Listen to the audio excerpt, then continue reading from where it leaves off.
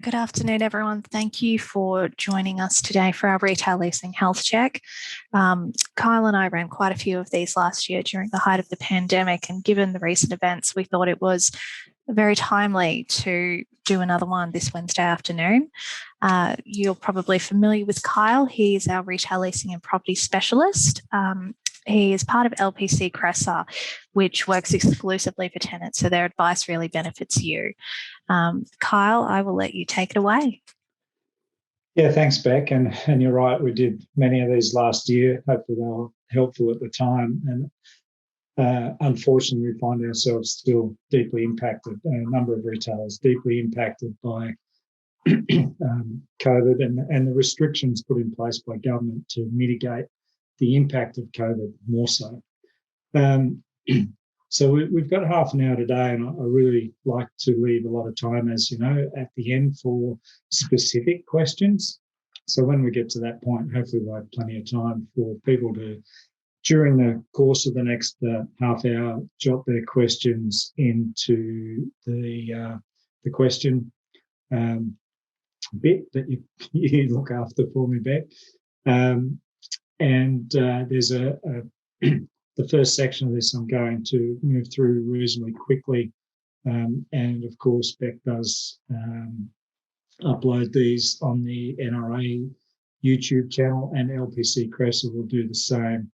So you can refer back to the slides, particularly the ones that I skimmed through reasonably quickly. So we might move on with the next one. Went through that very quickly.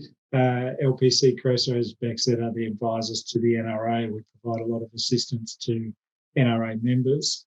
And where I'm going to start is just by referring to where you can get significant information that may be of benefit to you. And there's kind of two aspects of that. The information on the screen now, up-to-date information, news flashes, all sorts of current coronavirus updates and information nationally are provided by the NRA, and if you really should be checking that website very regularly at the moment. I've taken a couple of screen grabs from the different pages on the website there. On the next slide is the sort of information that we provide to NRA members and other tenants and occupiers, where we provide specific retail leasing advice. And there's a number of ways that you can access that. Just on the top left-hand side there, it's supposed to depict our live chatbot on our website. If you go to our website at lpc.com.au, the chatbot will come up on the screen for you to ask live questions and get virtually immediate assistance from one of our advisors. The other options, of course, are to follow us on LinkedIn, where we're posting relevant occupier information and retail tenant information on a daily basis almost. We also put that out through Twitter, and there's always Instagram as well. So following us is very beneficial to keep up to date. And the bottom part of that screen is a representation from our website of the NRA subscription service that provides you with very specific and information. You can subscribe to any one of those offers. There's a free subscription offer which may provide you with enough information to keep you informed and up to date, and improve your leasing information knowledge. The basic subscription service there for NRA members, and there's a pro subscription. We do have some NRA members on the pro subscription already, and they're receiving up to 6 hours of direct advice specific to their requirements around their lease from our advisors, and all sorts of other benefits, access to videos that myself and my other colleagues have recorded on frequently asked questions and information specific to leases. So they're two great resources for you, receiving information at any time. And the rest of this session will look specifically at the frequently asked questions right now with the current situations around lockdowns. As I said, it's a bit of a moving target on a daily basis, and this chart was relevant as at 2 p.m. yesterday, and it literally gets updated almost every day. State by state, this is just looking at the lockdown situation and stay-at-home orders and what retail can and can't do. With the something kind of relevant to this is I've written on the left there, one of our tips is when we look at the questions that members pose to us, really we're looking for what the situation is and what the implied terms may be relevant to the current situation. So rather than what's written in any current legislation or lack of legislation providing any protection or benefits to tenants, we look at what's implied by what is out there. And these are government health mandates and orders.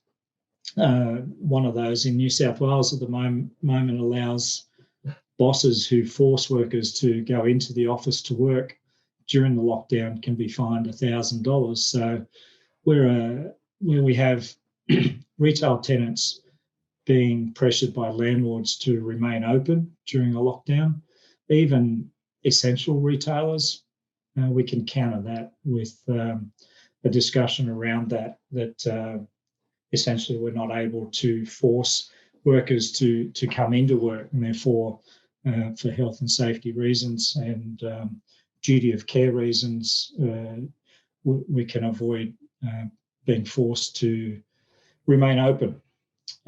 So that's an example of how we go about that. Next slide is probably the important one, Beck. So here I wanted to document in a chart, state by state, the relevant code or legislation that's in play or not in play right now. Now, I haven't included ACT, Northern Territory, Tasmania at the moment because they're not really under any sort of enforcement. There's no stay-at-home orders in those states right now.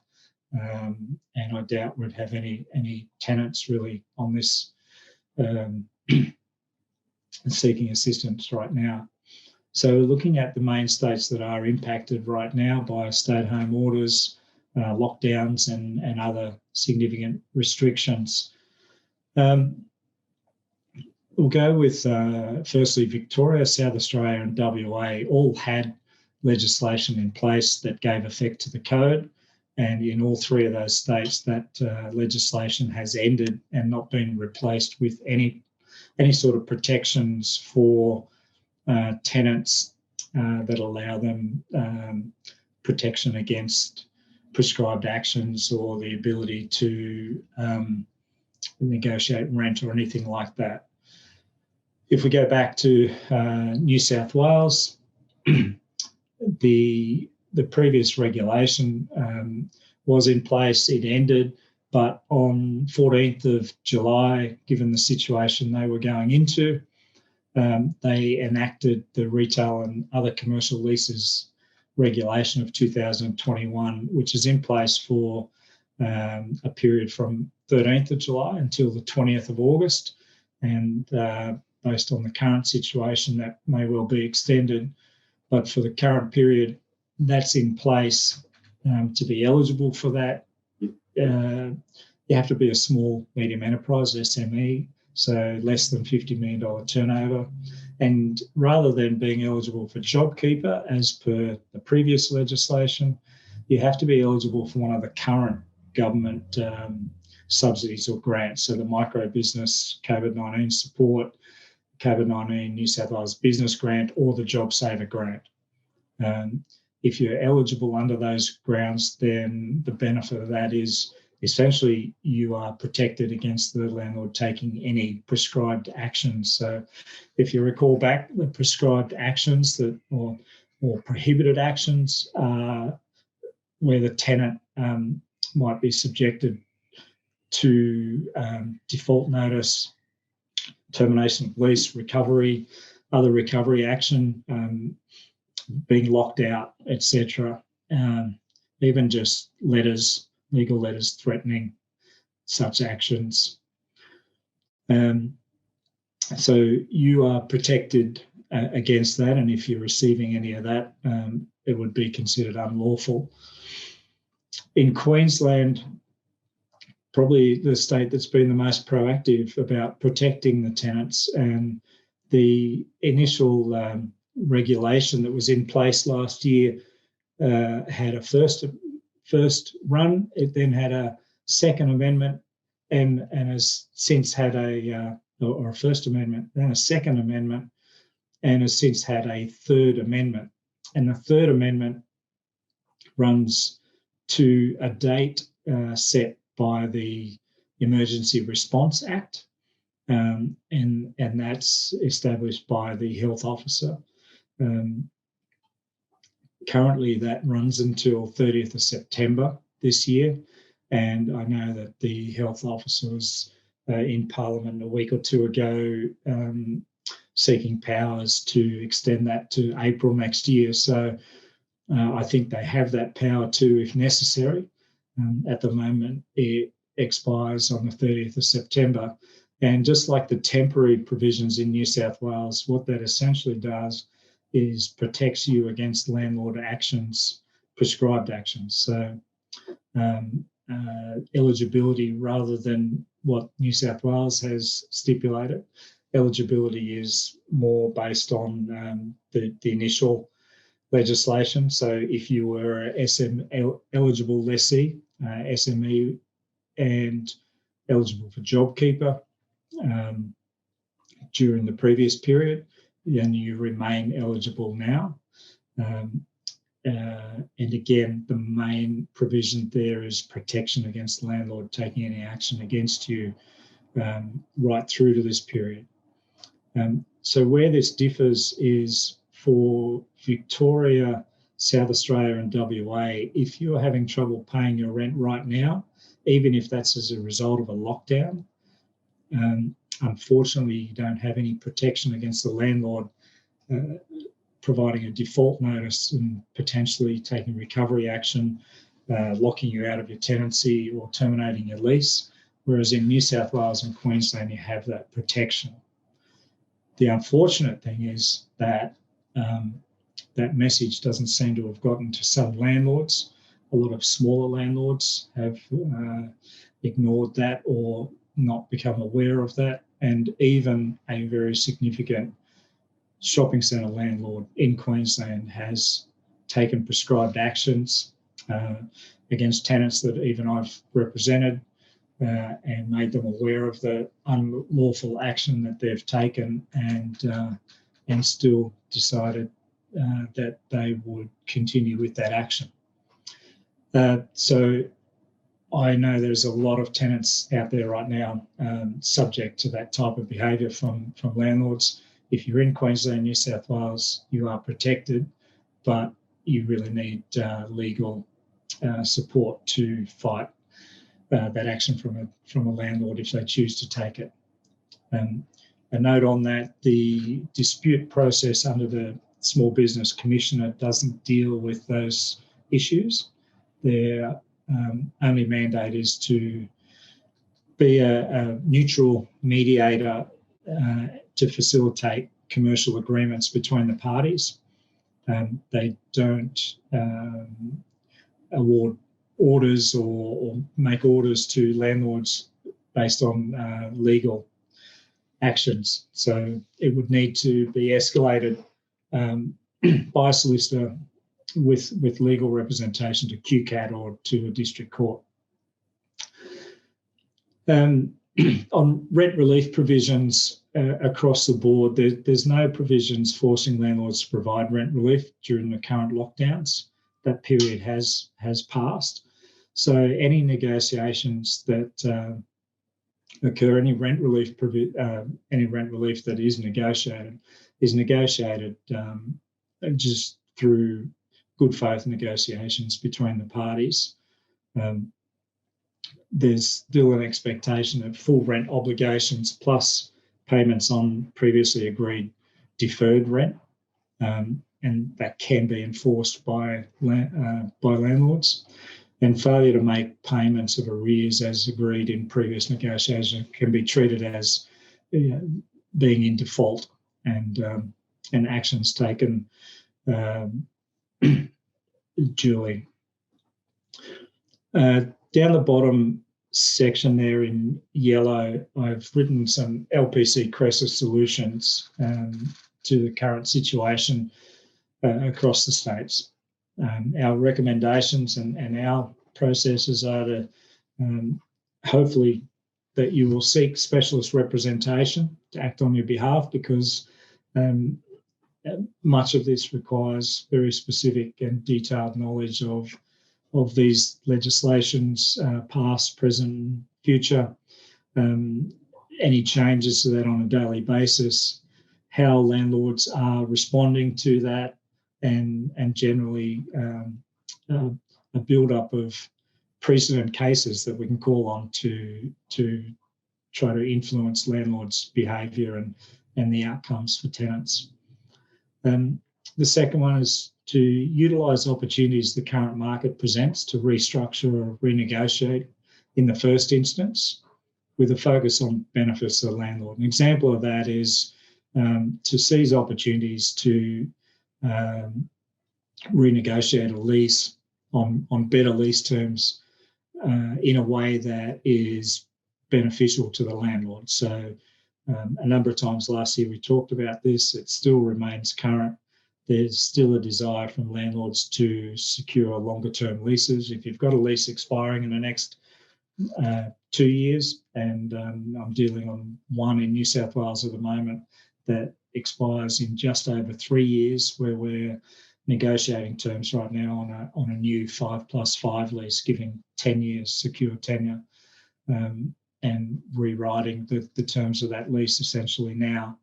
So if you can seize the opportunity that the current market situation presents and provide landlord with some sort of benefit, it is possible to negotiate your way out of current issues and challenges with a new lease term.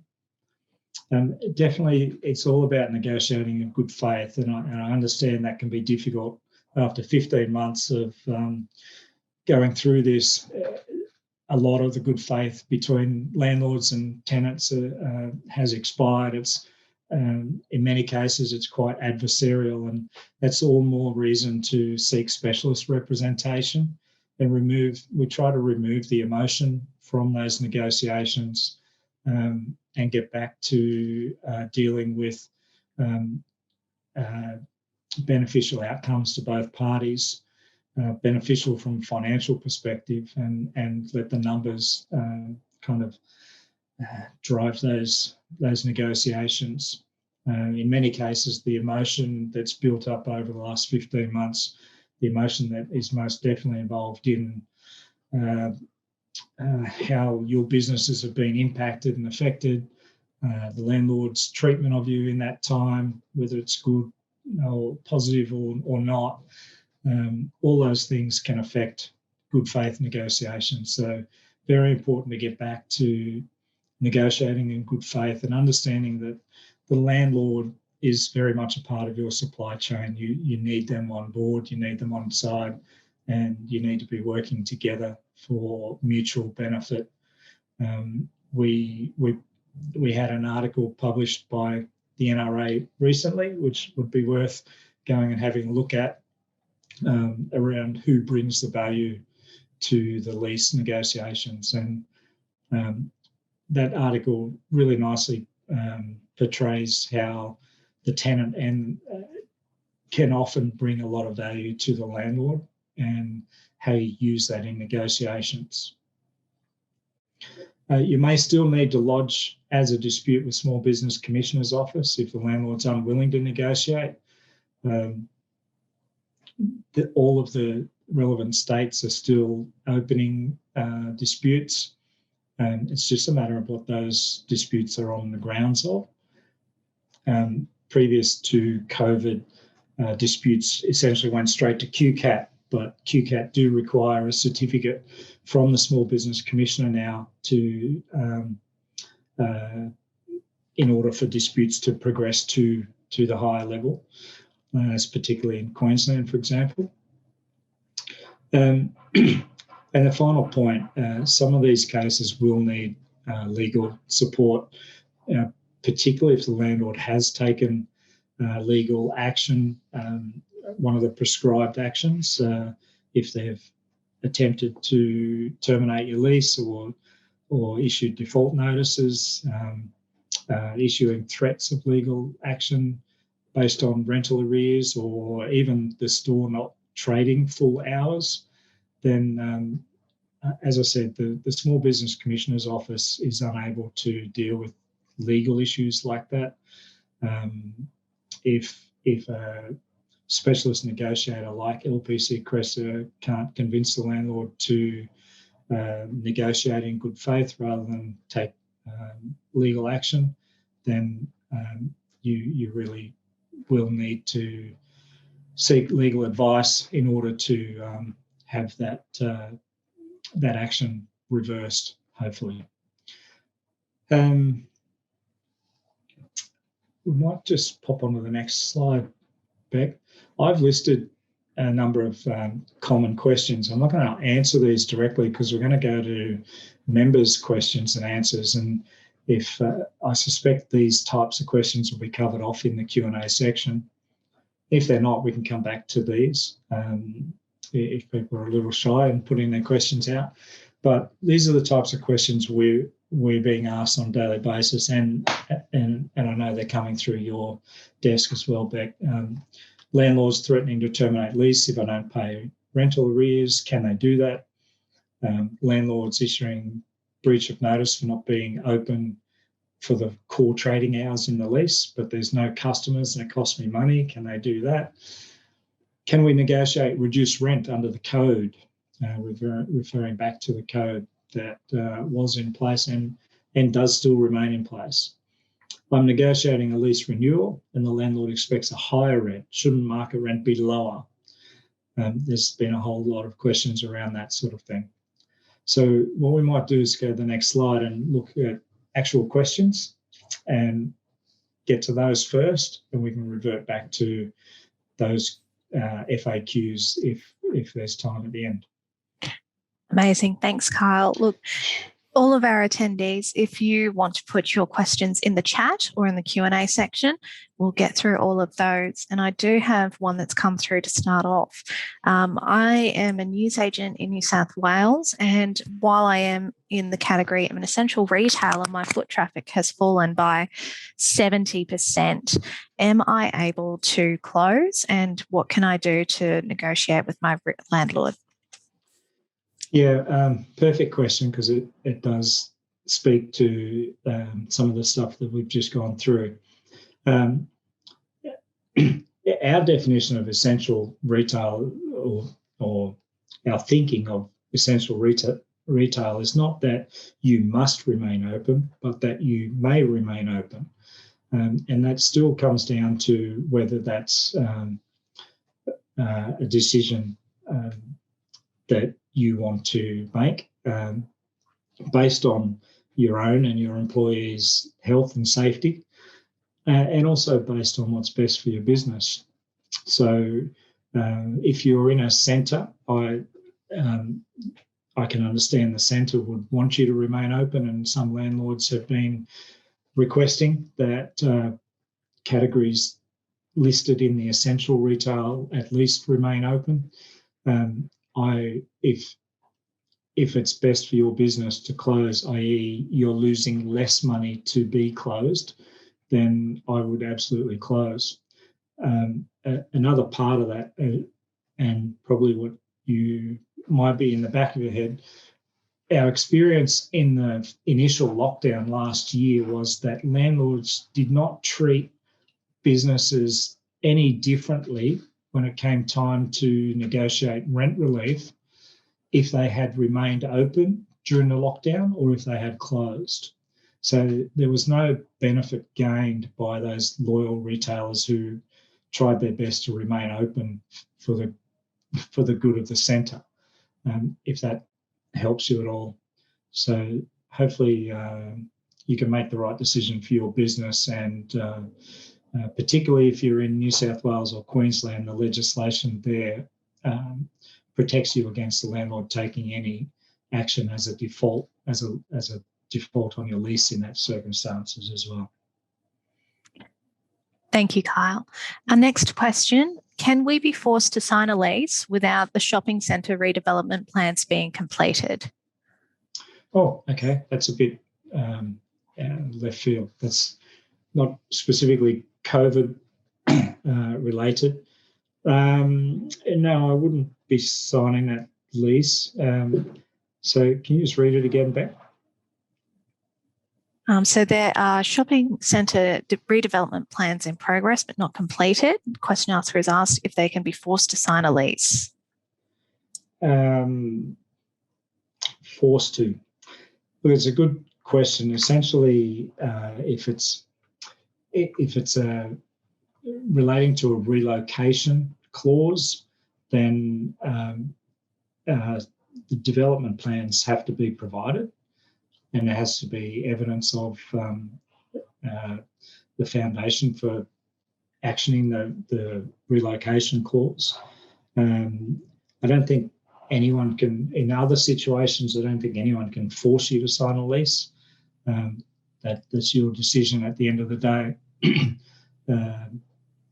So I'd probably need to know a little bit more about the situation, your current lease, whether they're relocating you as a part of that development, and a couple of other things. So maybe, Beck, you could get that person in touch with me separately. Absolutely. And get more detail so I could provide more specific response. Thank you, Kyle. So we haven't had any more questions come through yet. Just letting everyone know as well, I have put the links for the My LPC subscription service in the chat, as well as our coronavirus support hub for retailers. And if you have any questions at all, please feel free to ask us either now, or you can get in touch by email to marketing@nra.net.au. I think we just got one more, and there's 2 minutes or so left, Beck. So, Jane, yes, if you want to type your question in, Jane, we're happy to answer it. Just while we're waiting as well, one of the examples I might give to the sorts of things we've been experiencing is particularly around landlords not accepting notice of option term being exercised. So if you've had an option term to exercise, I've had multiple cases of where a landlord has rejected the option term and subsequently terminated a lease based on that default. In each case of that, it's been in Queensland, where those leases were protected against prescribed actions. So they technically were not in default at the time based on having rental arrears during the prescribed period. And when they've exercised their option term, that should have been accepted. So they would be in lease at the time that the landlord has then subsequently issued default notice for not paying rent. And in one of those cases, they claimed the tenant was out of lease and they provided the 30 days notice. In another case, they terminated the lease based on a breach, which is also unlawful. So in both of those cases, and if you're experiencing a landlord rejecting your request to exercise an option term, please contact either us or go straight to a solicitor to get an injunction against that default notice. And Kyle, that sort of leads into Jane's question. If we fail to negotiate any rent relief or consideration with direct discussion with our landlord, do we then work with LPC to try harder, or have you found this to be not effective and get the landlord's backup? Yeah, look, we love to be involved as early as possible, because it's human nature, I guess, to stick to a decision once you've made a decision. And it makes it very difficult for us to affect any change. But there may have been certain elements overlooked, not addressed. We're certainly about presenting a fairly compelling picture when we look to negotiate on behalf of our client. So there's certainly been plenty of cases where we've come in quite late and been able to turn negotiations around and get a very good result. There's certainly been plenty of occasions where it's just been too far gone and the landlord's not been willing to change their stance on their position. And it comes down to whether there's any legal provision or lease provision that we can argue on to force a landlord to change that position, or whether it comes down to relying on goodwill negotiations and what's transpired before we get involved. So I can't, out of hand, put a line in the sand as to where we can have impact and where we can't. We just have to assess each situation. Yeah, absolutely.